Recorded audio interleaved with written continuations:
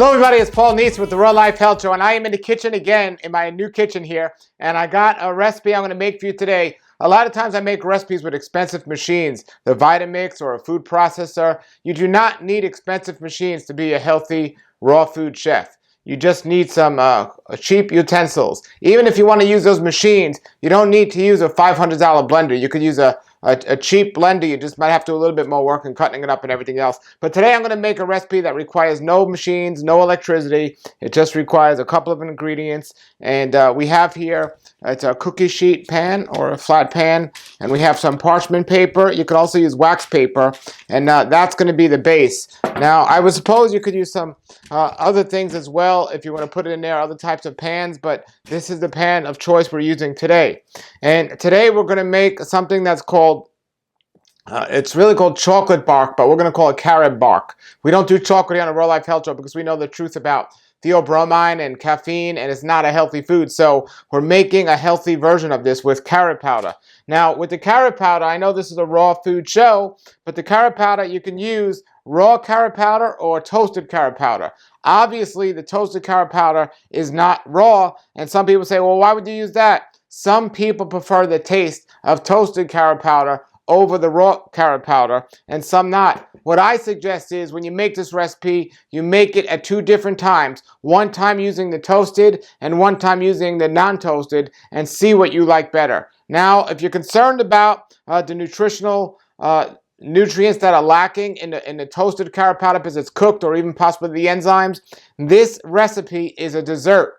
It's a snack. It's not something you're eating every day. So you do not need to be concerned about a little toasted Carob powder. And I say the same thing often, even with a meal like a nori sheets, for example. When you make a vegetable sushi or something like that, often you can get either toasted nori sheets or non-toasted nori sheets. And, you do not need to be 100% raw and just look at the minute differences and to think that that's going to make a big difference, because it won't. Now, if you stop making leeway like that all the time, well, then you are going to run into an issue. But for now, we want to you have your choice which one you want to use. And I do recommend that you should do your best to be raw. Even live is better.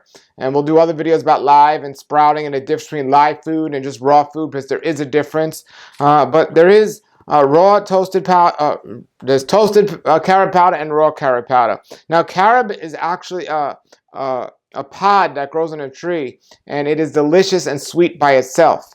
Unlike chocolate that come in the beans that come from the cacao fruit, they're very bitter, and you have to add a lot of junk to it to make it even taste palatable. And if you add all that stuff to Carob, it tastes very similar to chocolate. Many people won't know the difference. So what I'm saying is, after you make this recipe and you present it to people, many of them won't know the difference if it's chocolate or Carob, if you don't say anything. So it's called Carob bark. Now, don't ask me why they call it bark. If the recipe you might like it so much you might bark like a dog asking for some more. But here's the recipe we have. So the first thing we're going to take is we're going to take 1 cup of coconut oil. So we have 1 cup of coconut oil, and we're going to put it in this bowl here.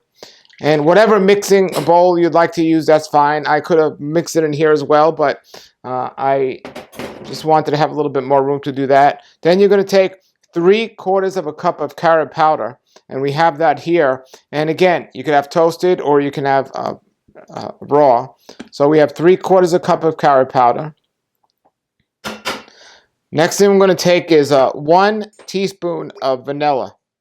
So we're going to have 1 teaspoon of vanilla. And you could always, after you make this recipe the first time or the second time, you can make your little adjustments. So this is the recipe, but some people might want to add a little bit of orange zest to it or something to give it that type of flavor. Some people might want to add some cinnamon to it. You can always make those changes later, but the first time you make a recipe, make it according to the ingredients that it calls for. So the next thing I'm going to do is, so we have our, we're going to take 2 teaspoons of vanilla here. So that's 1. So we have 2 teaspoons of vanilla. Now we got our sweetener, and today we're going to use maple syrup. We're going to use 1 tablespoon of maple syrup. Now, some people might want to use honey in something like this. Again, the first time you make it according to the way the recipe calls for. Honey, even though it might be more raw than maple syrup, it's still an animal product. and some people might not want that if you're a vegan, or if you want to switch from being a vegan to a vegan. But we're using maple syrup, and maple syrup, unless you tapped it out of the tree yourself and you found a way to get it raw and unpasteurized, that's great, but most maple syrup is not raw, it's cooked. So we're going to take 1 tablespoon of maple syrup. So we have that, and then we're going to take our toppings, and we say toppings, but it's just all mixed together, and then you can sprinkle a little bit on the top. And this could be any various from different types of nuts, walnuts, or sunflower seeds. Today my toppings of choice is going to be shredded coconut and hemp seeds. And basically I have here, you have 1 cup of toppings, and this is another thing that could be adjusted later on if you want to make different variations of this. So I'm going to put all of the toppings inside the mixture here, and I'm just going to save a little, so I got about most of it in the mixture, and I'm just going to save a little of it to sprinkle over the top here. So now I have all my ingredients in a bowl here.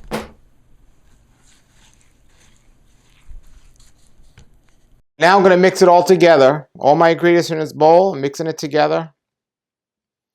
And when the coconut oil gets cooler, it actually gets harder. And that's when you have your bark. That's what it turned into bark. But now it's just a liquefied dish.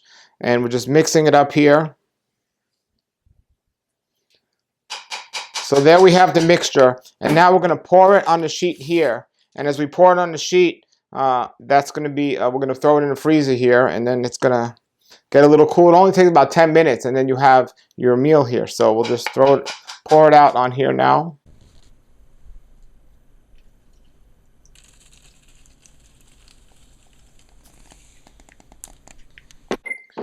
So we poured it out on a sheet here, and then we're just going to take a spatula, and we could just make it flat amongst the whole sheet.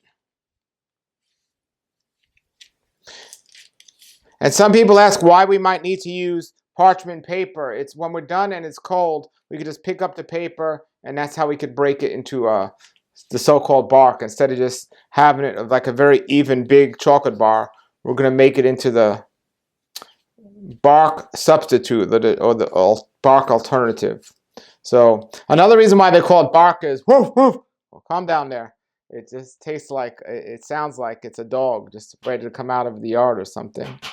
All right, so we got that there, and then now we're going to take the rest of our topping, and we're just going to sprinkle it over the top here.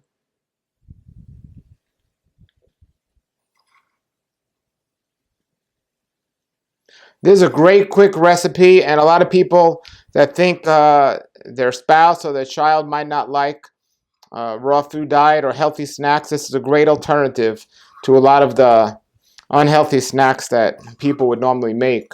But you got to be careful. You got to remember, this is coconut oil, so it's even though it's raw, it's a high fat, and this is a snack, so you don't just want to eat this whole thing like in one sitting. You want to make this should last quite a while. So even though it's so simple to make, don't overdo it, because too much oil too quickly is not good for your body. So you got to remember that. So there we have it, and that's what it looks like there. So here we have it. I'm not going to pick it up and hold it towards the camera because it's liquid and it's going to fall, and I'm not going to fall for that one. So I'm just going to put this in the freezer now for about 10 or 15 minutes, and then we'll come back and we'll show you the final product. All right, everybody, we're back with the final product, and there it is. And basically, that's what we were talking about. When the coconut hardens, you have just a whole shell just like this. And you can break this up, and it actually, there's the bark. And then you got a whole bunch of pieces like this. And it tastes great. And I did a little research why I was waiting for this to harden. And I found out why they actually call it bark. They were going to call it cat, but they ended up calling it bark. No, really? The reason why they call it bark is it actually looks like a tree bark. And that's why they call it bark. And so it tastes great, very filling.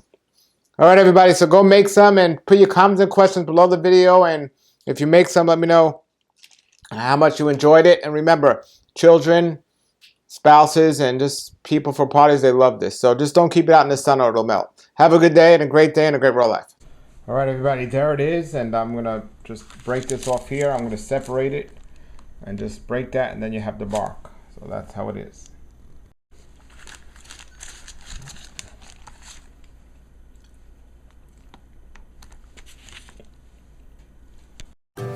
nature's wealth, good for your health. This is the Raw Life Health Show. Raw Life, brighten up your life.